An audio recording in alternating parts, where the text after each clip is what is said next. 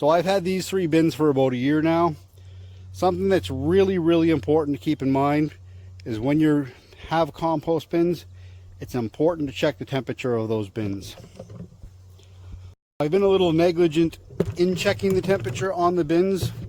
2 days ago on Friday, what I did is I cut all the grass, I filled up my wood bin beside me, and I filled up 2 of these 3 man-made bins.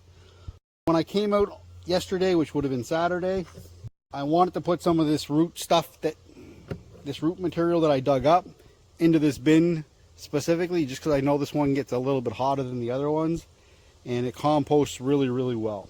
What I did is I took out some of the grass. I took out 2 heaping handfuls full of grass. On my 3rd time putting my hands in, I almost burnt my hands. I got a little bit of a 1st-degree burn on my hands. It was so hot. Immediately I became extremely concerned because it was extremely hot. I ran over, got my hose right away. I absolutely drenched this until water was coming out of the bottom. That brought the temperature down to about 80 degrees Fahrenheit. I also put wood chips in to help maintain that level of moisture inside the bin, so that'll help with that as well. Now I checked the temperature first thing this morning. It was about 130 degrees at that time.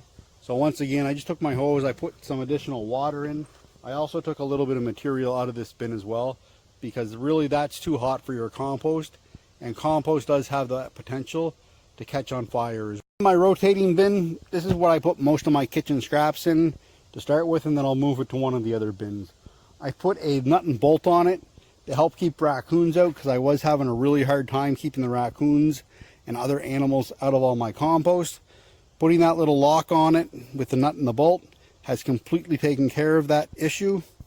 Then for my last bin, what I'm going to have is going to just be a wooden bin similar to the ones made out of pallets. This one is not a bad bin at all. The average temperature on this is about that 100-degree mark. When I checked it yesterday and this morning, it was around about 110 degrees, so it's very actively composting.